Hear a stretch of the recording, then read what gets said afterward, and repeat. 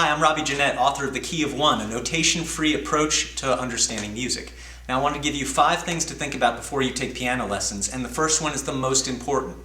1. Notation is not music. Sheet music was invented to record music back before electricity, and then people who read sheet music get very good at translating that back into music. But that does nothing to give you the idea of what music is as a language. It just turns you into a great regurgitator of whatever's on the printed page. And I deal with a lot of high-level students that can read very well, and you take that away, they have no idea what to do with this instrument. And it frustrates them because you want to have your own voice and you want to be able to improvise and write and make things up, and that's a very big fundamental part of how you express yourself through this instrument.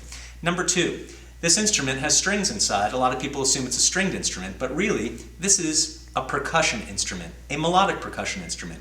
When you understand it's a percussion instrument, it makes you think about it differently, and it brings us to number 3, which is how to practice piano away from the piano. Well, if this is a percussion instrument, then you're a percussionist. So you can pick up percussion from all sorts of places and practice percussion all the time. And you can do things actually to increase your hand interplay by building the synapses between the neurons in your brain that coordinates that so that your playing can get much tighter. So that when you're away from the piano, you can still do things to build your skills. Now, number 4, this is really important too. When you're playing piano, I know a lot of people, they play, but they're not really listening to what they're playing.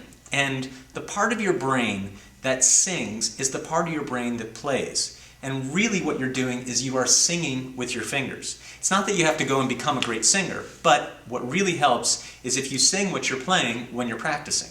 And there's a lot of exercises I can clue you in on how to do that, but when you build the part of your brain that sings, you build the part of your brain that plays, and it's one and the same.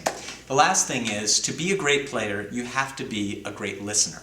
And oftentimes people build their physical ability, they build their mental ability, but they assume that since they're hearing, that they're listening. Conscious listening is a skill. It's like building a muscle, like anything.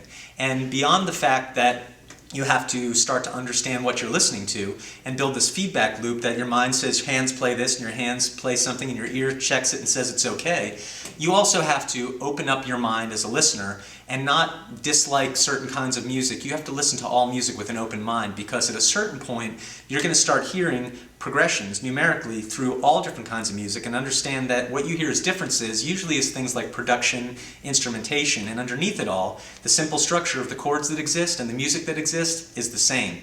And once you hear that, you hear it everywhere, and it's a beautiful thing. So developing yourself as a listener is also very important. So those are 5 fundamental things that you should think about before you find a piano teacher. 1, notation is not music.